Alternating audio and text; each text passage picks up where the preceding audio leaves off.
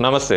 నేను మీ అశ్విని కుమార్. ఇంకా తెలంగాణ లోక్సభ స్థానాలకు సంబంధించి 17 స్థానాల్లో దాదాపు పాత బస్తీ ఓల్డ్ సిటీలో అయితే కాంగ్రెస్ అభ్యర్థిని నిలబెట్టకపోవచ్చు అన్నదైతే మాత్రం ఇప్పటిదాకా వినబడుతుంది. ఆఖరి నిమిషంలో ఏమైనా మార్పులు ఉండొచ్చేమో. ఇంకా 16 స్థానాల్లో అయితే ఖమ్మం, కరీంనగర్ లోక్సభ స్థానాలకు సంబంధించి బుధవారం పండుగ రోజు శ్రీరామనవమి రోజు వాళ్ళు ప్రకటిస్తారు అన్నదైతే ఒక గాంధీ భవన్ నుంచి మనకు అందుతున్న సమాచారం. ఇంకో పక్క బీజేపీ ఈసారి ఎట్లాగైనా కూడా డబుల్ డిజిట్లోకి వెళ్ళాలి, ఖచ్చితంగా డబుల్ డిజిట్ని టచ్ చేయాలని చెప్పి వాళ్ళు ప్రచారంలోకి వెళ్తున్నారు. అట్లాగే దానికి తగ్గట్టే ప్రధానమంత్రి నరేంద్ర మోడీ ఒక 15 సభలు అట్లాగే రోడ్ షోలు ఇవన్నీ కూడా ఆయన తెలంగాణలో ప్లాన్ చేస్తున్నారు బీజేపీ పార్టీ. దానికి తగ్గట్టే బెంగళూరు నుంచి తేజస్వి సూర్య అట్లాగే తమిళనాడు నుంచి అన్నామలై వీళ్ళందరినీ కూడా రంగంలోకి దింపాలని బీజేపీ ప్లాన్ చేస్తుంది, ఉధృతం చేయాలని చెప్పి.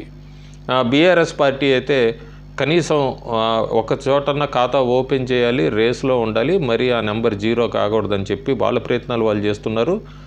కేసీఆర్ భారీ బహిరంగ సభలు పెట్టబోతున్నారు, కేటీఆర్ కూడా బహిరంగ సభలు మొదలు పెట్టబోతున్నారు, హరీష్ రావు తన ప్రయత్నం తాను చేస్తున్నారు. బీఆర్ఎస్ పార్టీ అయితే మెదక్, నాగర్ కర్నూలు మీద చాలా పెద్ద హోప్స్ పెట్టుకుంది. సో చూడాలి మన రిజల్ట్స్ ఎట్లా ఉంటాయి అనేది. అయితే ప్రస్తుతానికి ఇప్పటిదాకా నెంబర్స్ మీద సర్వేలన్నీ వచ్చినాయి, కానీ ఓట్ షేర్ మార్చి నెలకి ఏప్రిల్ 15వ తారీఖుకి ఏ పార్టీకి ఎంత పెరిగిన ఓట్ షేర్ అనేది ఒక సర్వే ఒకటి రిలీజ్ చేశారు జనలోక్ పోల్. వాళ్ళ సర్వే ప్రకారం అయితే పర్సంటేజ్ ఆఫ్ ఓట్ షేర్ మార్చి నెలలో కాంగ్రెస్ పార్టీకి 35.4 ఉంది.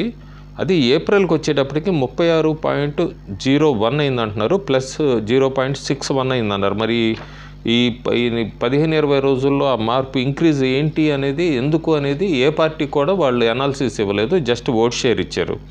బీఆర్ఎస్కి చూసుకుంటే 26.42% ఉంది మార్చిలో, ఏప్రిల్కి వచ్చేటప్పటికి 22.7%, -3.7% అని చెప్తున్నారు. దీనికి మాత్రం వాళ్ళు చెప్తున్నది ఏంటంటే ఎమ్మెల్సీ కవిత మీద కేసులు కానీ అట్లాగే క్యాడర్లో నిరాశత అంతా కూడా ఎక్కడ అంత ఇంట్రెస్ట్ రావట్లేదు, బీజేపీ వైపు కాంగ్రెస్ వైపు చూస్తున్నారు.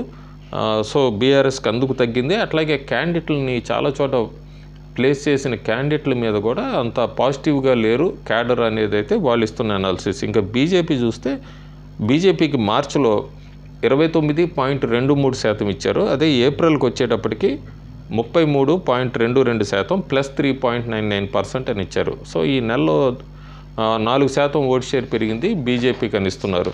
సో ఈ చూడాలి, ఇంకా మే 13 అంటే 25 రోజుల సమయం ఉంది.